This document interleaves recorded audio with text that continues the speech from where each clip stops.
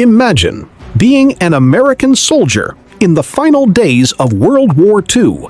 You've spent years fighting German troops across Europe. Then suddenly, you're handed an order that sounds impossible. Your new allies are German soldiers. Not only that, together, you're about to defend a medieval castle against one of Hitler's most fanatical forces, the SS. It sounds like fiction, but it really happened, and it's one of the strangest battles in military history. By early May 1945, Nazi Germany was collapsing. Berlin had fallen.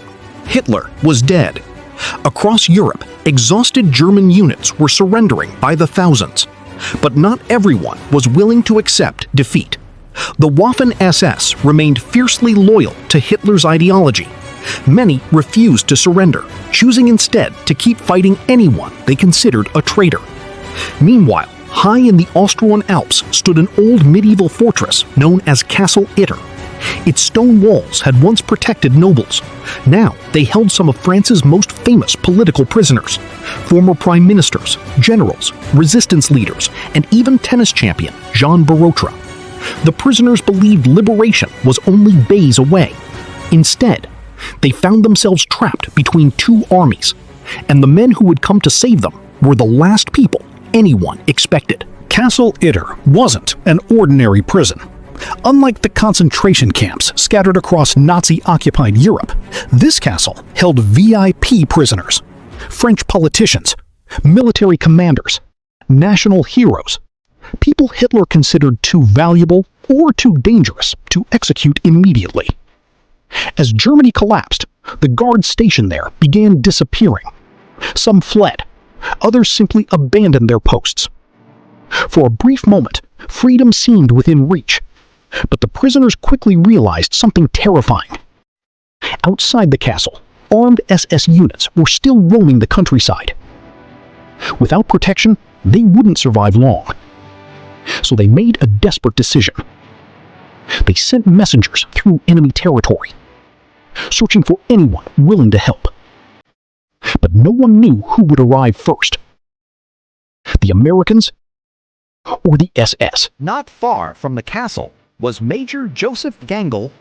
Only weeks earlier, he had been fighting against American forces as an officer in the German Wehrmacht. Now, everything had changed. Gangl had seen Germany's defeat. He had watched the SS continue killing civilians even after the war was effectively over. Enough was enough. Instead of following the collapsing Nazi command, Gangl made an extraordinary choice. He turned against the SS. His new mission wasn't to save Germany, it was to save lives. Working with members of the Austrian resistance, Gangl learned about the trapped prisoners inside Castle Itter. But he knew his small force couldn't defend the castle alone. There was only one option left. He had to ask the enemy for help. Imagine the risk. A German officer approaching American soldiers only days after years of brutal combat. One misunderstanding, one nervous trigger pull, and everything would end before it began. Captain John Jack Lee of the U.S. Army had already fought his way through some of Europe's toughest battles. When he heard a German officer wanted to speak with him, he was skeptical. It sounded like a trap. But as Gangl explained the situation, something became clear. The enemy wasn't standing in front of him anymore. The real threat was still wearing SS uniforms. Lee made a decision few officers ever expected to make. He accepted Gangl's offer.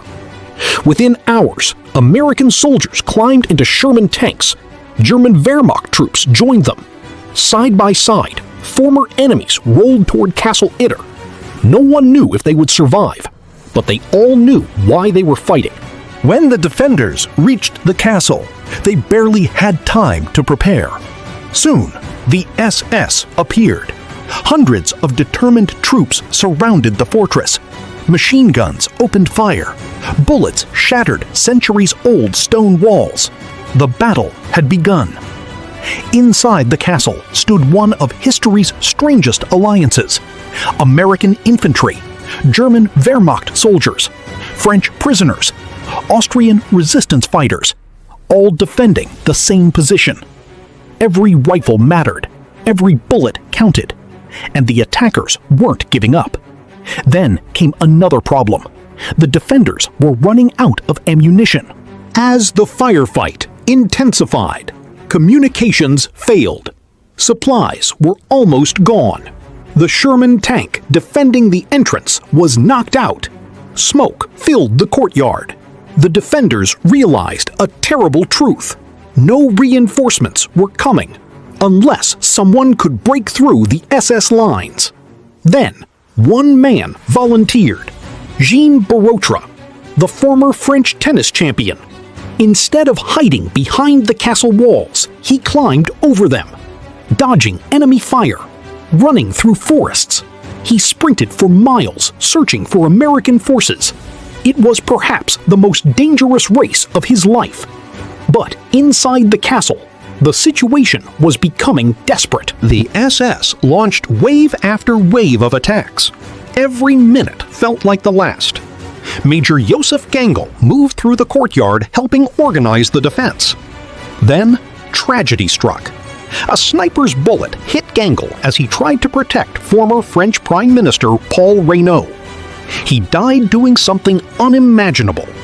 A German officer giving his life to save a French statesman while fighting alongside American soldiers. Not long afterward, the sound everyone had been praying for echoed through the valley. American reinforcements. Fresh troops stormed toward the castle. Caught between the defenders and the arriving U.S. forces, the SS finally broke. The siege was over.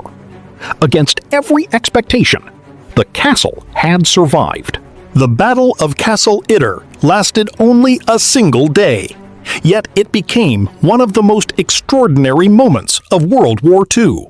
Not because of the number of soldiers involved, not because of its size, but because it shattered every expectation. Americans fought beside Germans. German soldiers defended French prisoners. Former enemies trusted one another, while fanatics refused to surrender. In the final days of a devastating war, people weren't fighting for nations anymore. They were fighting for humanity. And perhaps that's why this forgotten battle still matters today. It reminds us that history isn't always divided into simple sides of good and evil. Sometimes, the most incredible stories are the ones where yesterday's enemies become today's allies.